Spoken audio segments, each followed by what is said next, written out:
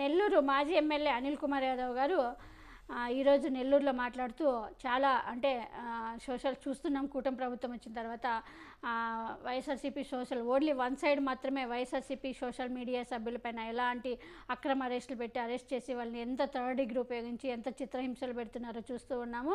ఇప్పుడు ఈ కేసులపైన వీటి గురించి కూడా మాట్లాడుతూ అనిల్ కుమార్ యాదవ్ గారు చాలా స్ట్రాంగ్గానే కూటమి ప్రభుత్వానికి వార్నింగ్ ఇచ్చారు. ఎన్ని కేసులైనా పెట్టుకోండి, వడ్డీతో సహా చెల్లిస్తాం అంటూ కూడా అనిల్ కుమార్ యాదవ్ ప్రభుత్వానికి హెచ్చరించారు.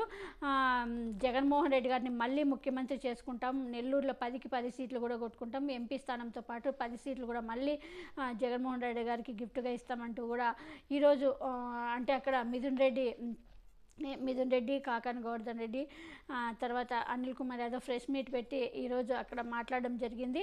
మళ్ళీ రాష్ట్రంలో మళ్ళీ వైఎస్ఆర్సీపీకి పూర్వ వైభవం తీసుకొస్తామని కూడా చెప్పుకొచ్చారు. మీడియాతో మాట్లాడుతూ నేను పార్టీ మారుతున్నానంటూ కొన్ని ఛానల్స్ తప్పుడు ప్రచారం చేస్తున్నాయి. నేను రాజకీయాల్లో ఉన్నంతకాలం వైఎస్ జగన్ వెంటే ఉంటాను. వచ్చే ఎన్నికల్లో నెల్లూరు జిల్లాను క్లీన్ స్వీప్ చేసేలా కృషి చేస్తాం, వైఎస్ జగన్ను మళ్ళీ ముఖ్యమంత్రి చేస్తామని కూడా ఆయన చెప్పుకొచ్చారు. నా మీద తప్పుడు కథనాలు రాసి వ్యూస్ పెంచుకుందామని కొన్ని ఛానల్స్ అత్యుత్సాహం ప్రవర్తిస్తున్నాయి.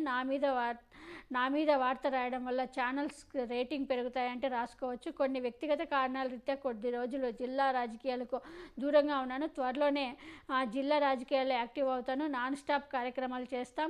పాత కేసుల్లో తనను అక్రమంగా అరెస్ట్ చేయాలంటూ కొందరు లోకేష్ వెంట తిరుగుతున్నారు. అధికారం చేతిలో పెట్టుకొని నాపై అక్రమ కేసులు పెట్టించి సునకానందం పొందాలని చూస్తున్నారు.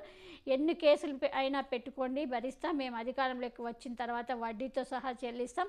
అంతకు 100కి 1000 రెట్లు చెల్లిస్తామంటూ కూడా వార్నింగ్ ఇచ్చారు. ఎవరు పోస్టింగ్ పెట్టినా వైఎస్ఆర్సీపీ సోషల్ మీడియా యాక్టివిస్టులను అరెస్ట్ చేస్తూ కూటమి ప్రభుత్వం సునకానందం పుడుతుంది. 4 కేసులు పెట్టినంత మాత్రం మేము భయపడతాం అనుకుంటే అంతకన్నా పొరపాటు మరొకటి లేదు. ఇక్కడ భయపడేవారు ఎవ్వరూ లేరు. గతంలో మా ప్రభుత్వంలో మేము ఇలాగే కేసులు పెట్టాలనుకుంటే ఇంతకన్నా ఎక్కువ కేసులు అయ్యేవి, కానీ మేము అలా చేయలేదు.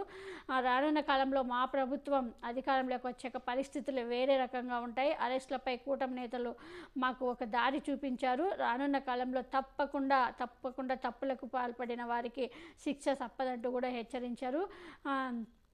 మీరు ఎలా తప్పుడు అరెస్టులు చేస్తున్నారో అంతకు మేము కూడా దానికి తగిన గుణపాఠం చెప్తామంటూ కూడా ప్రభుత్వాన్ని తనపై తప్పుడు ప్రచారం చేస్తున్న పచ్చి మీడియాను కూడా హెచ్చరించారు నెల్లూరు మాజీ మంత్రి అనిల్ కుమార్ యాదవ్.